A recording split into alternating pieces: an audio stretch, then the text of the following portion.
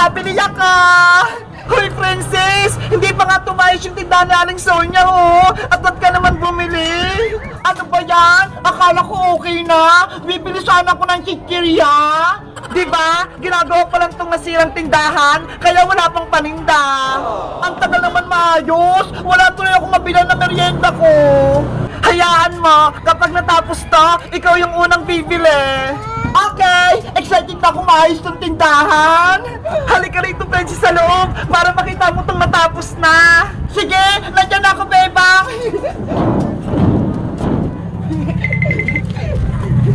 Charan! Tignan mo, Princess, oh. May mga kahoy na at meron na din mga halong sa taas. Wow! Ang taas na ng tindahan na Aling Sonia!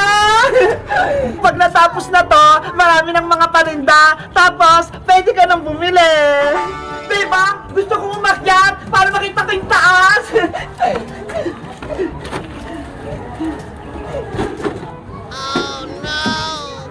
Princess, dahan-dahan ka lang. Baka mahulog ka.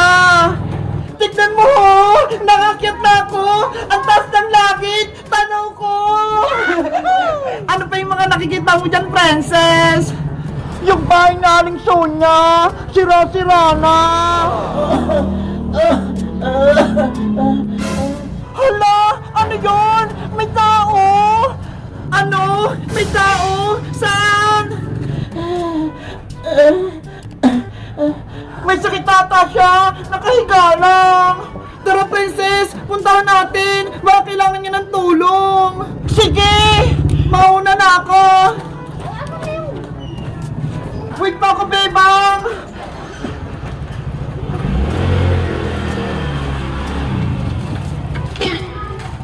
Paano ba bumaba dito? Ang hirap!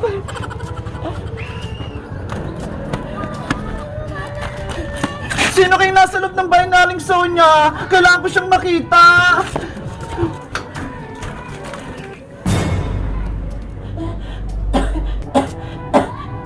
Ang gulo naman dito sa loob! Sinasira na yung gamit ni Aling Sonia! Oh no!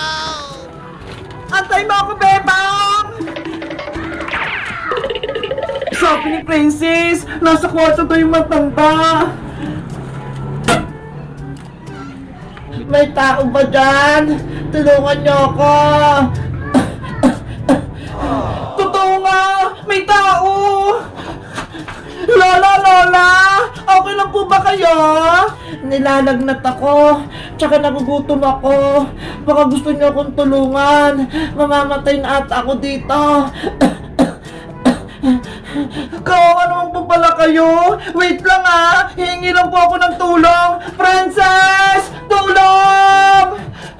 Bebang! Ano nangyari? Si Lola, gutom daw siya. Gusto niya daw ng pagkain. Anong gagawin ko? Pakakainin ko siya? Bilang mo siya ng tinapay tsaka soft drinks. Doon oh, sa kabilang tindahan. Ano? Inilibre ko siya? Ayoko nga! Kain tong pera ko, no? Sige na! Maawa ka sa Lola Princess! May sakit nga siya eh! Ano ba yan? Magbili ko dapat to ng merienda eh! Oh no! Lola! Magpalakas po kayo! Princess! Bilisan mo! Bumili ka na ng pagkain! Guys! Tutulungan ko ba yung matanda? Bibili ko ba siya ng pagkain? Mag-comment lang kaya kung gusto niyo ng part 2! Bye-bye!